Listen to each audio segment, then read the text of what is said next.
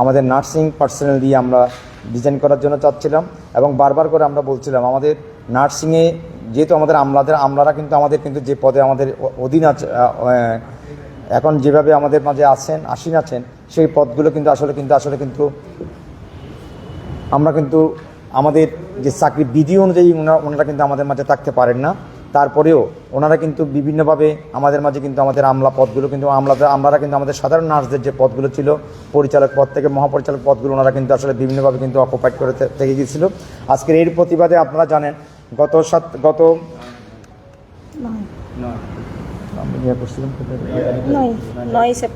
9 September থেকে আমরা বিভিন্ন কর্মসূচির মধ্য দিয়ে আমরা আজকে 1 মাস যাবৎ আমাদের আন্দোলনের কর্মসূচিগুলো পালন করে আসছি।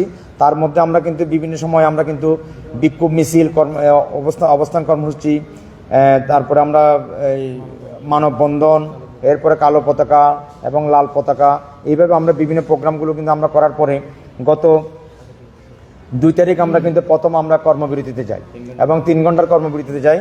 কর্মবিরতির পরে কিন্তু দেখা যাচ্ছে আমাদেরকে স্বাস্থ্য উপদেষ্টা মহোদয় উনি কিন্তু উনি নিজের অনুরোধের মধ্য দিয়ে আমরা কিন্তু তার পরবর্তী প্রোগ্রামগুলো আমরা স্থগিত করি এবং তারপর আমরা কিন্তু সিদ্ধান্ত নিই এবং উনি আমাদেরকে আশ্বস্ত করেন আপনাদের যে দাবিগুলো আছে সেই দাবিগুলো মানা হবে এবং এই দাবিগুলো মানা হবে বলে এই আশ্বাসে আমরা এর পরবর্তী কর্মবিরতির প্রোগ্রাম থেকে আমরা কিন্তু নিজেদেরকে উড্র করি। কিন্তু অতীব দুঃখের বিষয় আজকে আমরা খুব দুঃখ পারাক্রান্ত মন নিয়ে আজকে আমরা আবারও সংবাদ সম্মেলনের মতো একটা প্রোগ্রামে আমরা আবার উপস্থিত হয়েছি। এই কারণে যে আশ্বাস দিয়ে আমাদেরকে আশ্বস্ত করা হয়েছিল আসলে বাস্তবে দেখা যাচ্ছে তার কোনো রিপোর্টও আমাদেরকে করা হয়নি। কিন্তু আমি এই জন্য আজকে আমরা এই আলোকে আমরা আবারও সারা বাংলাদেশের সেন্ট্রাল কমিটির কেন্দ্রীয় কমিটির পক্ষ থেকে নার্সিং ও মিডওয়াইফারি সংস্কার পরিষদের পক্ষ থেকে আমরা আবারও কর্মসূচি ঘোষণা করার জন্য আজকে আমরা প্রেস কনফারেন্সের মতো একটা প্রোগ্রাম আমরা উপস্থিত হয়েছি। বরাবর সম্পাদক বার্তা প্রদান এবং বিভিন্ন যারা মিডিয়া থেকে আপনারা এসেছেন তাদের বিষয় ফটো সাংবাদিক রিপোর্টার প্রেরণ সংবাদ প্রচারের জন্য আবেদন, প্রেস বিজ্ঞপ্তি এটা আমরা সবাইকে দিতে পারি, সবাইকে দেন ওনাদের সবাই। সম্মানিত সুধী, সবাইকে সংগ্রামী শুভেচ্ছা। আপনাদের বহুল প্রচারিত সংবাদ মাধ্যমে আমাদের যৌক্তিক দাবিসমূহ প্রচারিত হওয়ায় উপস্থিত প্রিন্ট ও ইলেকট্রনিক মিডিয়ার সকল ভাই বোনদের আন্তরিক ধন্যবাদ এবং কৃতজ্ঞতা প্রকাশ করছি।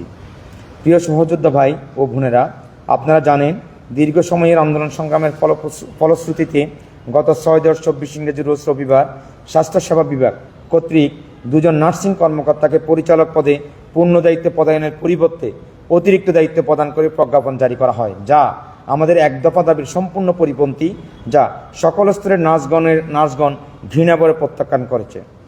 নার্স সমাজ চলমান আন্দোলনে যথেষ্ট ধৈর্যশীলতার পরিচয় দিয়ে বিভিন্ন সময় প্রশাসনের দাবি বাস্তবায়নের আশ্বাসে কর্মবিরতি সহ বিভিন্ন কর্মসূচি স্থগিত ঘোষণা করা সত্ত্বেও পূর্ণাঙ্গ এক দফা দাবি বাস্তবায়ন না হওয়ায় সারা বাংলাদেশের সকল নার্সিং ও মিডওয়াইফারি কর্মকর্তাবৃন্দ তীব্র প্রতিবাদ ও ক্ষোভ প্রকাশ করেছেন এবং পূর্ণাঙ্গ দাবি বাস্তবায়ন না হওয়া পর্যন্ত কঠোর কর্মসূচি পালনে দৃঢ় প্রতিজ্ঞাবদ্ধ। এমত অবস্থায় আমাদের এক দফা দাবি পূরণে সংস্কার পরিষদ কর্তৃক নিম্ন বর্ণিত কর্মসূচি পালনের সিদ্ধান্ত গৃহীত হয়। আমি এখন কর্মসূচিগুলো আপনাদের সামনে আমি উপস্থাপন করতে চেষ্টা করতেছি।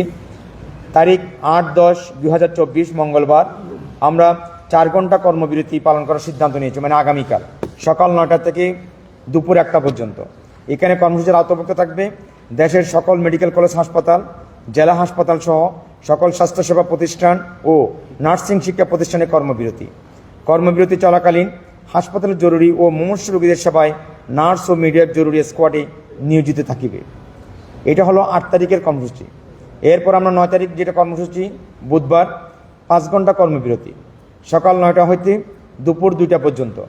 সেখানেও একইভাবে দেশের সকল মেডিকেল কলেজ হাসপাতাল, জেলা হাসপাতাল সহ সকল স্বাস্থ্যসেবা প্রতিষ্ঠান ও নার্সিং শিক্ষা প্রতিষ্ঠানে কর্মবিরতি চলাকালীন হাসপাতালের জরুরি ও মুমূর্ষু রোগীদের সেবায় নার্স ও মিডওয়াইফ জরুরি স্কোয়াডে নিয়োজিত থাকিবে।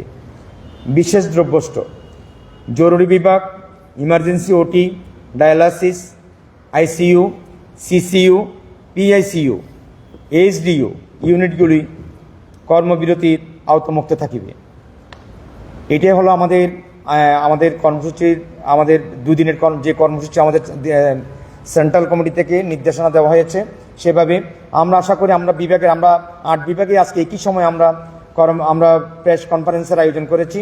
সেটা চট্টগ্রাম তারই একটা অংশ হিসাবে আমরা আজকে এই প্রেস কনফারেন্সে আমাদের সামনের কর্মসূচিগুলো আমরা ঘোষণা করলাম। ধন্যবাদ সবাই। আমাদের মূল দাবি ছিল আমাদের একটা দাবি ছিল, সেটা হলো নার্সিং ও মিডিয়াফেরি অধিদপ্তর এবং নার্সিং ও মিডিয়াফেরি কাউন্সিলে নার্সিং কর্মকর্তা দিয়ে যারা উচ্চশিক্ষিত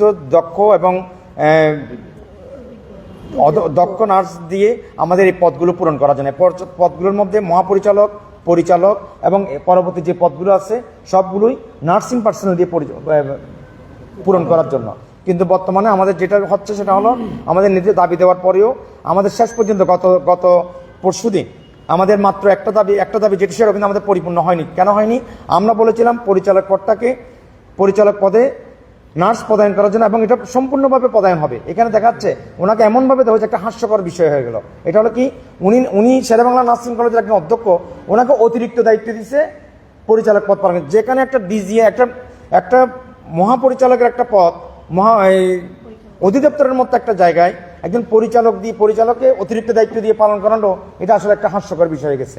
আমরা চাচ্ছিলাম পূর্ণ পদে ওনাকে পদায়ন করা হোক, কারণ আমাদের যাদেরকে পদায়ন করা তাদের চাকরির বয়সও কিন্তু এখন কিন্তু প্রায় 32 থেকে 35 বছর। তারা অনায়াসে চাইলে কিন্তু এই পদগুলো, যেহেতু আমাদের সিস্টেমিক কারণে আমাদেরকে পদায়ন করা হয়নি, সেহেতু আমাদেরকে বিভিন্ন বঞ্চিত করা হয়েছে। এখন চাইলে কিন্তু তাদেরকে পারে, কিন্তু এটা কিন্তু করাতে আমরা মনে করি আমাদের যে আন্দোলন, এই আন্দোলনকে এক ধরনের বৃদ্ধাঙ্গুলি দেখাচ্ছে সরকার। আমরা এটাই মনে করি। এটা আমাদেরকে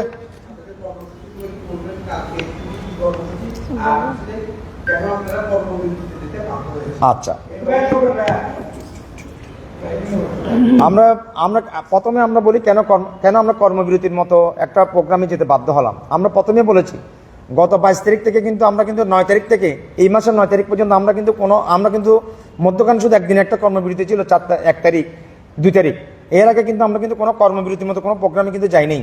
প্রত্যেকটা প্রোগ্রাম কিন্তু আমরা সুষ্ঠুভাবে রোগীর সেবা অব্যাহত রেখে আমরা কিন্তু আমাদের প্রতিবাদগুলো জানিয়েছি। সেটার মধ্যে এরকম সেটা হলো অবস্থান কর্মসূচি, আপনার অনেক সময় মানববন্ধন, বিক্ষোভ সমাবেশ, পতাকা মিছিল, কালো পতাকা মিছিল, তারপরে এই লাল পতাকা ধারণ করা, এগুলো দিয়ে আমরা কিন্তু করেছি। কিন্তু দেখা যাচ্ছে এটা করার পরে কিন্তু আমাদের কিন্তু কোনো আসলে সরকার কর্ণপাত করে নেই। যেদিন আমরা 1 তারিখ, 2 তারিখ যেদিন আমরা একদিনের জন্য কর্মদিবস পালন, সেদিন কিন্তু আমাদের উপদেষ্টা কিন্তু আমাদেরকে ফোন দিয়ে বলা হয়েছে যেন তারপরের দিন থেকে কর্মসূচি প্রত্যাহার করা হয়। উনি আশ্বস্ত করেছেন আপনাদের সব দাবিগুলো আমরা মেনে নেব, আপনারা যদি যৌক্তিকভাবে যেটা চাচ্ছেন সেটা আমরা মেনে। কিন্তু পরে দেখা যাচ্ছে আমাদের দিনগুলো ক্ষেপণ করার পর আর 5-7 দিন ক্ষেপণ করার পরে দেখা যাচ্ছে আমাদের পক্ষে যেই আদেশটা করার জন্য আমরা এতদিন পর্যন্ত আন্দোলন করছিলাম, সে তার চিঠিপুটো কিন্তু এখানে কিন্তু আসেনি। এবং যে পথটা এখন দেবো, এটা কিন্তু এরকম পথ কিন্তু আগেও এখানে কিন্তু অনেক পথ আছে। এখানে ডিজিএনএমে এরকম পথ অনেক আছে আগেও, কিন্তু বাট আমাদের যে চাহিদা, আমরা যেভাবে চাচ্ছিলাম যে আমাদের নার্সরা মানে পদোন্নতি বঞ্চিত না হোক এবং তার চাকরির বয়সে তাকে সম্মানিত করা হোক। কিন্তু দেখা যাচ্ছে তার যে চাকরির যে প্রথম থেকে যেটা সিনিয়র স্টাফ নার্স দিয়ে শুরু করেছিল, সে 30 বছর বলেন 27 বছর বলেন, সে এখন সিনিয়র স্টাফ নার্স এন্টি পোস্টে রয়ে যাচ্ছে। এইটা এখন আমরা বাধ্য হচ্ছি। আপাতত আমরা আগামীকাল আমরা 4 ঘন্টার একটা কর্মবিরতি পালন করব, যেটা 9টা থেকে আমাদের 1টা পর্যন্ত। এর পরের দিন 9 তারিখ আমরা 5 ঘন্টা করব, যেটা 9টা থেকে দুপুর 2টা পর্যন্ত কর্মবিরতি। এরপরেও যদি আমাদের তার পরবর্তীতে আমাদের কেন্দ্রীয় কমিটি নার্সিং ও মিডিয়াফেরি সংস্কার পরিষদের কেন্দ্রীয় কমিটি যেভাবে আমাদেরকে নির্দেশনা দেবে, আমরা সেভাবে নির্দেশনা পালন করে আমাদের আন্দোলন চালিয়ে যাব।